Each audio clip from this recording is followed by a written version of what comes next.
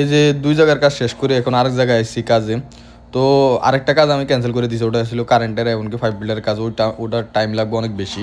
তো এই কারণে আমি সৌদিরও বুঝাই দিছি যে দেখ আজকে তোর সামান টামান কিনে দিই, কালকে আমি সকালে এসে কাজ করবো, কারণ ওই কাজটা অনেক টাইম লাগে যাবো। আর ওই কাজটা আমি পরে করলেও চলবো, কিন্তু এই কাজগুলো আমি যদি এখন না করি, নাইলে অন্য কেউ আইসা হয়তো করে ফেলাইবো।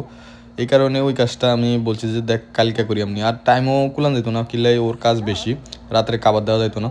এই কারণে আমি ওরে বলছি যে আমি দেখ কালকে সকালে আসা তোর কাজটা করে দিব। তো এই বাদে এই জায়গায় আসলাম, এই যে এই জায়গার মধ্যে 2টা সাহানের মধ্যে কোনো ইশারা নাই, কোনো কিছু নাই। এই 2টা সাহান মানে একটা টিভি চলবে এই 2টা সাহান দিই, তো গ্যাস সামার মাধ্যমে। তো ও সৌদি আমরা বলছে যে এরম এরম গ্যাস সামা হয়তো ডিস্টার্ব আছে। আয়সা দেখি যে ওর ইশারায় নষ্ট হয়ে রয়েছে, 2টা সাহানের ইশারা নাই। প্রথমে ইশারা ঠিক করি, তারপরে গ্যাস সাম লাগাই দিলাম। সৌদি নিজে নিজে চেষ্টা করছে, গ্যাস সাম লাগাইছে কিন্তু পারে না।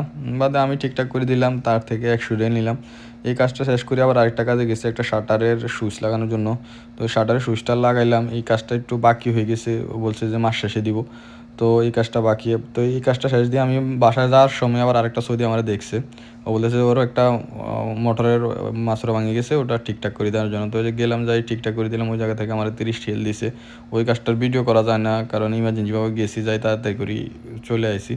তো শুক্রবারে মোটামুটি 3-4 জায়গার মধ্যে কাজ করলাম, আর এক জায়গার কাজ ক্যান্সেল করে পরের দিন করার জন্য বলছিলাম সৌদিরে। তো এই অবস্থা।